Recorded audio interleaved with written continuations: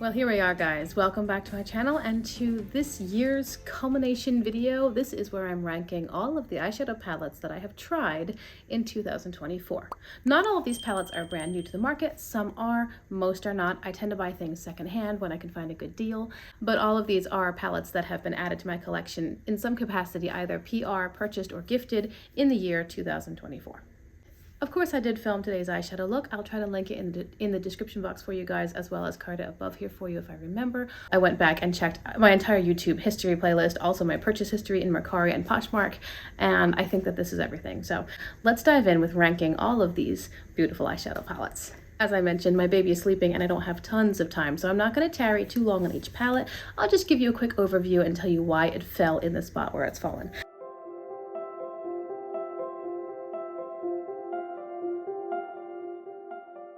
Bottom of the list, we're going to start off with Anastasia Beverly Hills and the Subculture palette. I like the color story of this palette. I think it's pretty. It's a beautiful autumnal color story. I'm ranking it quite low because it's not, the color story itself is not terribly unique in my collection now. I do have other things that are going to give me similar vibes, and also the shimmers specifically are completely unremarkable. Now, I know that this is a well-loved palette, but it's also like this specific palette is older. It hasn't been newly manufactured. It's probably expired, honestly, and this shimmer is complete dud, and then these two are fine. They're just fine. It's fine. I mean, I don't dislike it, but I also don't really see the need to keep it, or I can't justify ranking it higher either because the shimmers are not really giving me anything. Hey guys, editing Rachel here. I have to apologize because I'll be making 4 appearances in today's video. The reason is that when I had taken out all my palettes from 2024 and ranked them, there were a few that had already been decluttered, and I forgot to make a note in my piles as I went through, so I just breezed right over all of them as I was filming the video originally. So we're gonna start off with the Kaleidos Glowing Iris Quad, which is in this position in my ranking. I liked this palette. It was cute, it was fine, but I decluttered it almost immediately because I found that there wasn't enough variety within the 3 mattes. I wish that one of them had been darker and one of them had been lighter. Besides that, I didn't really have any complaints, but I mean, I just don't really reach for palettes that are that small anyway, so it couldn't rank very high because it wasn't varied enough, and I was never going to use it. Next, we have the Mighty Monster palette from Udenzai. I was really disappointed in this palette. I love the packaging. On the whole, I have good experiences with Udenzai, although this palette is already listed for sale. I just don't like it. It did not perform well for me. I used it 4 to 6 times within like a 3-week time frame to see if I could figure out what was going on. I had trouble with almost all the mattes. I had trouble with most of the shimmers. They were dry, they were thin, they're not very sparkly, they're not creamy or soft. Some of the mattes were patchy. I'm just really unhappy with this palette. So I don't know what's going on with Udenzai. I have heard that their 2024 Christmas palettes are actually pretty decent, so maybe they've gotten past the 2023 not so great formula and they're, improving again. We're gonna hold out hope for that, but this one, no. I do have a palette that was given to me by another YouTuber. I have since decided not to keep it in my collection or talk about the brand, but because it is part of my overall year acquisition, I'm going to mention the 12 Days of Lunar from Lunar Beauty. It was an advent calendar, which is such a great idea for like eyeshadow, the palette and the shadows each day. You get to uncover a new thing. Really good plan, but I'm not supporting the brand. At first I thought I would keep these shadows just as singles, but then the next time I used it, I was like, meh. So I probably won't keep any of these, maybe this one. If I do anything with singles, I might keep this one and maybe that one as well, but it's just, no. It wasn't doing anything for me. Let's talk about the What's Up Beauty duos in this spot in the ranking. I got these for $2.80 a piece, I think, when I made my only order from What's Up Beauty. I got them because I liked the What's Up Beauty formula, and I figured that they were cute, and I kind of wanted to see how they compared to the palettes in general. I never should have bought them because they were duos. I'm not going to use something that small, and I knew that, but I bought them anyway. The formula was fine, had no problems with them. I liked the Plumeau one a little bit less, and I liked the Latitude a little bit more. I threw Plumeau into a Poshmark or MERCARI order as a freebie, and the Latitude I put in my travel bag. If you saw my recent concert recap video, I did use the Latitude for part of my makeup look. I ended up getting 2 of them because the brand had sent me one that was a little marked up, so they sent me a replacement. The brand new one that's untouched is going to go into a giveaway whenever I hit 1,000 subscribers. So formula, fine. fine. They're just duos. They're not very exciting, but the Latte Tude is perfect for travel because that's pretty much all I ever do. If I wear makeup when I'm traveling, it's a little matte and a light shimmer, and I'm good to go. Okay, another from Udenzai, again, 2023, maybe questionable formula. This is the Hey Reindeer palette. I like the colors in this palette by themselves. I think the packaging is great. I always like Udenzai's packaging, but there's something about this arrangement of the colors that I struggle with. The formula itself, I'm not sure. I'm not sure about the formula in this one. It's not amazing. Like, I'm wearing Udenzai today. All of the mattes in this look are the Udenzai Merry Christmas palette. The shimmers are from elsewhere, but these formulas don't remind me of the formulas that I'm wearing today. So I'm not sure. I think it's a matter of, or a combination rather, of the color story itself and me not feeling inspired. And also some of the formulas are not as good as what I think they should be, or even what I have from the brand elsewhere. So that one has to fall lower. I literally just started and I can hear my baby stirring. Okay, next we have the Wildwood palette, which is from Alter Ego, a dupe for the Natasha Denona Yucca palette. I like this color story, I like the formula, really haven't had any problems. I do think that the shimmers need a bit more variety because they don't translate quite as different on the eyes. I've heard it's a good dupe for the Yucca palette, and the packaging is excellent. This is really sturdy and quality. This is better than a lot of indie brand packaging. The reason it's falling lower is because it's pretty monochromatic. I mean, not completely, but it's not terribly varied. Back again with another forgotten palette, the Simply Posh Citrus Punch palette. I got this one from a fellow YouTuber and I did like it. I really liked the color story, although I wish it had a bit more depth, but I love the warm toned oranges and yellows. They're so pretty. And of course a pop of green is never gonna be a bad idea. This was the palette that showed me that I liked the Simply Posh shimmer formula, but the reason I decluttered it was the same reason the other YouTuber had decluttered it, and that was that it was the first release of Citrus Punch, and the shimmers had all hard panned. All of them across the board were very, very hard to pick up. I tried the tape method to remove the upper layer, and I just got even more pitting and still impossible to pick up. When I did manage to get some product and onto my finger, never a brush, and put it on my eyes, I really liked it because it was pretty, it was light and sparkly, but it wasn't easy enough to use. It was too difficult, and the palette didn't have enough variety and interest to keep me wanting to play with it because I knew that I really enjoyed the shimmers and I wasn't able to get them.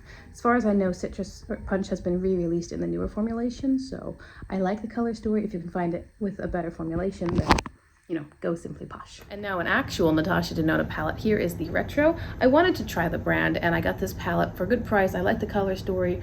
I think I'm gonna pass this one along probably. I mean, I'm looking at it and I'm thinking, oh, that's pretty, but it's also much like Yucca. It's actually even less varied than the Yucca palette.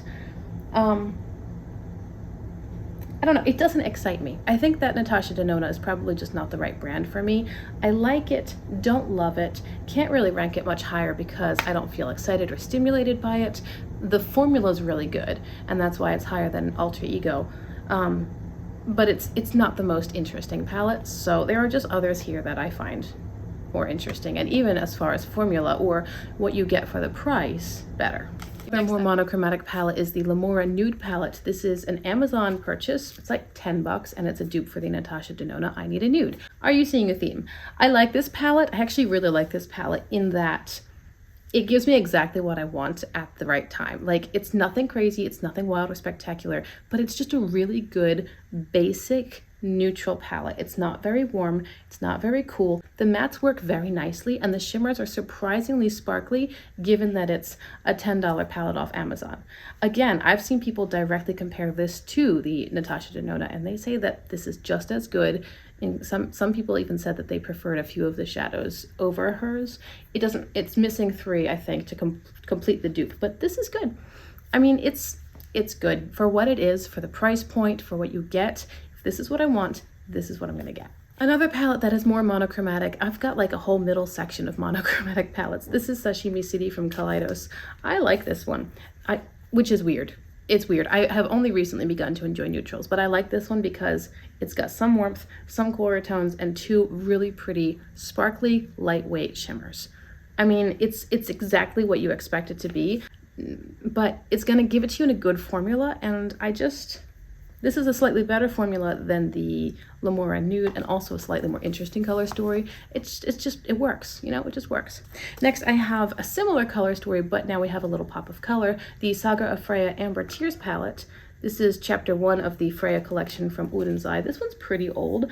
I like this palette too. This is similar to Sashimi City in some of the colors, but then we have these interesting tones that just bring it out a bit more. I haven't had any problems with the formula. The shimmers are pretty. They're not super incredible, but this palette is also a couple of years expired, so I like it. What can I say? I like it. Moving on. This is the second thing I've ever gotten in PR. This was from my friend Bree C Beauty when she collaborated with It's Belle Cosmetics, who are no longer in business, but It's Belle, she and It's Belle together created the Tropical Nights palette, and this is lovely. The quality is a little better than I was expecting. I feel like it's comparable to a lot of the indie brands, so I don't know why people weren't talking about it more, but to be fair, there are a lot of brands out there, and you know, you can only keep up with so many of them. It's very nice. It's a great color story. I think Brie did a fantastic job creating colors that work together, and like you've got some lightness, you've got some depth. Black will deepen everything. This blue is a nice deepening shade for the purple, the pink, this blue, this teal, obviously. You could go more green if you wanted to. We've got some, I won't say neutral, but lighter shades like yellowy, orangey tones. These are going to be amazing together. This is duochromatic. It's blue purple. It's just really pretty. It's not my absolute favorite formula. The shimmers, yeah, I think all of the shimmers are the more emollient, flaky texture, which is not my favorite, but it is really good. And the looks I get from this are super pretty. So great job to Brie for this one. I think this might be the last monochromatic palette of the day. This is the Winter Wonderland from Cosmic Beauty, or Brushes, and it's not really monochromatic. It's definitely blue, purple, teal. We have some flashes of mint, some multichromatic shades that are going to shift in different directions. This one over here is very purple green. This one here is like a blue, gold, silver kind of thing. It's beautiful. Now, I can't rank this one higher because of color story. The colors are beautiful, but I don't tend to use these super often because I have cool undertones in my skin and they don't contrast very much. And I just tend to, I like when my eye look stands out a bit more. I mean, need I say more? But this can't rank any lower because the quality is stellar. The formula from Cosmic Beauty is just beautiful. It's so good. The only shade that I have problems with in this palette is this one right here, Showers. I find it's a little bit patchy, but on the whole, you're going to get gorgeous looks out of this palette. I'm only ranking it where it is because it's a color that I don't use as often as other colors. Now we're getting into the Sydney Grace palettes for today's video. I love Sydney Grace's formula. I think their mattes are fantastic. The shimmers are beautiful as well. They're just a little bit more, almost more traditional, but not quite. They're like way better than the traditional shimmers that I remember. They're just not as sparkly and as impactful as the indie brands that tend to dominate my collection. So I cannot fault them for their quality because the quality is amazing. It's just the shimmer formula is a little bit more creamy and less sparkly than my preference dictates. That's all. So here we are seeing first the Tiny Marvels palette when they collaborated with Mel Thompson. Beautiful palette, nice color story, a little bit on the more dirty, grungy side that then works for me generally. If I'm going to go for warm tones, I want them to be really striking, like Classical Paradise. But this as a whole color story makes a lot of sense. It's really easy to work with. It's flattering probably on most skin tones. I don't care for this shade right here. And I feel like this green, maybe if it had a slightly different undertone to be nice. It's not my perfect palette, but it's Mel's perfect palette, and she did a good job with it. And I cannot fault the quality. Generally, if I want a super poppy inner corner, I grab something from Sydney Grace. It really is that alone, which is landing these higher because the color stories and the overall finish don't get me going, but they're so good. Next, I have the Blessed palette when Sydney Grace collaborated with Glitzy Fritzy. Sydney Grace on the whole launches very neutral palettes, so at this point, all of the ones that I have from them are collaborations with other content creators. This is a more me color story. I really like it. We've got some more cool toned neutrals and then a bunch of different shimmers. Again, lightness and depth. I like the theme. I like the packaging. I mean, I think it's good. I think it's really good. And these top 5 are just so good. And again, I apologize if I feel rushed. My baby is on and off waking up. I don't have a ton of time to do this. So even maybe my ranking and placement is not perfect, but This is eyeshadow. Let's not get too involved, shall we? Too emotionally invested. Here's Wild Atlantic Way from Nomad Cosmetics. This is their March release, and this was the very first PR that I ever received from anybody, so that was exciting. I love green eyeshadow. I really like Nomad as a brand. The owners are super nice. I love their theming, and the whole aesthetic of the brand, and their packaging is amazing. I think that their color stories are not quite as varied and interesting as I personally am drawn to. They're very good color stories, and they're very usable color stories. They just make sense. I wish they had one or two pops of something unexpected, because then you'd have good, usable, and surprising, and that's what I love. This is a great palette. This is a very, very good formula. It's probably the best formula that I have from Nomad. It's varied. You've got lots of greens, obviously, but we've got some blues and some neutrals. Inner corner highlights, it's got some depth. It could go a little bit darker, but on the whole, it's a nice palette, and I do like it. And since I love green eyeshadow, I can't fault it, really. And finally, the last palette I'd forgotten was the Desert Monsoon from What's Up Beauty. I liked the Desert Monsoon palette. That's the first one that the brand released, and I thought it was pretty, so I picked it up. I ended up doing a video where I directly compared it to the Blessed palette from Sydney Grace, because it turns out they had really similar color stories, and I did one palette on one eye, matching look on the other eye, trying to determine which undertones were working better for me. In the video, I had kind of decided on Desert Monsoon, but then I ended up getting so many comments about how great the Sydney Grace looked, and when I stepped away from the palettes themselves, I thought that the Sydney Grace had a slightly nicer finish overall, so I decided to pass Desert Monsoon to a friend. And I mean, on the whole, though, I can't complain about the color story, or the formula was beautiful, of course, and I really like it. It's just my least favorite of the three What's Up Beauty palettes, and it's not in my collection anymore. BH Cosmetics filed for a Chapter 11 bankruptcy a couple of years ago, and they were purchased by Revolution Beauty. Now, Revolution Beauty is an umbrella brand. They have lots of smaller brands underneath of them, and everybody was just waiting for them to come out with eyeshadow using the amazing BH formula. This may be it. This is the Enchanted Icon palette. They have, I think, 4 or 5 different color stories within this line. This is the only one I've tried so far, but this is really good. The mattes are very, very easy to use. They build, they blend, they're soft, they're high quality, they're nice. And then not all of the shimmers remind me of BH Cosmetics, but this one does a lot. So I think this is probably the BH formula, and I do actually want to try some of the other ones, particularly the green one and maybe the smoky one too. We'll see. But these are like 12 bucks. BH was also quite affordable, and this is available at Target, so no shipping. Classical Paradise from Ace Beauty. I used this the other day. Anyway, I like this palette. This is a beautiful, again, autumnal color story. This one's a little more striking, a bit more poppy. It's not the most incredible formula, but it is good. It is Ace Beauty's good formulation. The mattes are very easy to work with. They give you tons of color. This is a gorgeous, gorgeous orange. And there's a nice variety in shimmers. On the whole, we could go more neutral or more smoky, and also a bit brighter if you want to. Some neutrals, a couple lighter shades, inner corner highlights, actually too. Overall, it's a nice palette, and I'm very drawn to these colors. And I think that when you do a ranking like this, at some point, it's just a matter of what do you want to play with at that time. Because again, if I did all these palettes in a different time of year or in 6 months, I might rank them in different spots based on what I'm drawn to in those days. So right now, I'm loving the warm tones of Classical Paradise, and that's why it's higher than some others that might even have a better formula. Onto my only palette from Lethal Cosmetics. I purchased this from a subscriber. This is the Wildflower palette. I keep the sleeve in here because the shimmers are kind of brittle. I think this palette's beautiful. I haven't had any problems with it as far as general performance. Like I said, the shimmers are a little brittle. They are kind of dry. But the color story is lovely. I do like that it has lightness, and especially this, like this is a gorgeous shade right here. This is such a pretty color. It's not quite navy, it's not quite teal, it's sort of murky and in the middle, but a very clean, not a dirty sort of color. It's super pretty. This shade is the most elusive in my entire collection because never can I get it to look like that. The palette's very striking. It looks great on my skin tones. It's really poppy. I just wish that the shimmers were a tiny bit more, maybe if they had a little bit more binding agent, because then they wouldn't shatter as easily. A lot of people with this Lethal formula have shattered shimmers when the package comes. But Lethal seems to have updated, because have you seen their Avatar collection? The shimmers look totally different in that collection. That collection is so well done. I don't even know Avatar, but that collection nailed it. Okay, here now is the Sigma Little Mermaid palette. This one is backwards. This one really surprised me.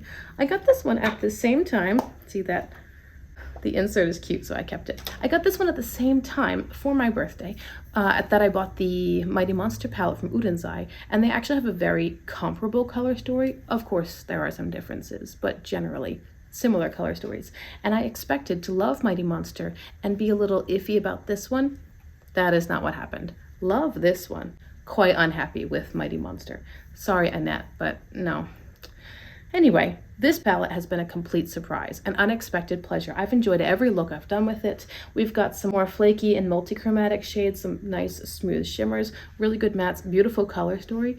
Sigma did something with this one, and I think that they've probably improved their formula, at least from the last 2 Sigma palettes that I tried. I'm really happy with this palette. I definitely recommend it. The only palette I own at this time from Gourmand Girls is the Haunted palette, and this is a really cute color story. It's more murky and dark, not a lot of lightness, but we do have some lightness, so you can make the looks lighter or keep them a bit less heavy if you go in more softly with the mattes. Some neutrals, some color. On the whole, what is it? Purple and yellow. It's a fun color story. It's got a few pops of green. I like this one, and this is I was really impressed with the Gourmand Girls formula and quality. I wasn't surprised because everybody that I watch is just oohing and eyeing over Gourmand Girls in general, but to experience it myself was, of course, nice. Number 5 is going to the Sickly Sweet palette from Blend Bunny Cosmetics. Blend Bunny has a fantastic matte formula especially, but they've made their shimmers better too. And I love this palette. It's so much fun.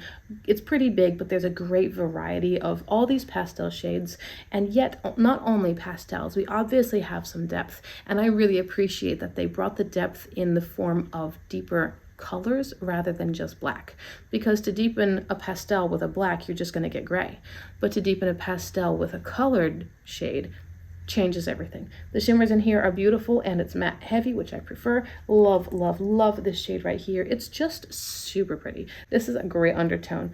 Blend Bunny does a remarkable job with undertones.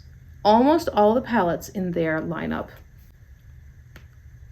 even some of the collab palettes that were someone else's vision, really interesting undertones. If I could choose any pastel palette to have besides Sickly Sweet, I think I would get Lands of Enchantment from Ensley Rain, but Sickly Sweet's really good. Speaking of Ensley Rain, here is my Cold Moon palette in spot number 4. Again, backwards. This is how today's going. I actually got some really bad news about family today, so I'm just trying to cheer myself up.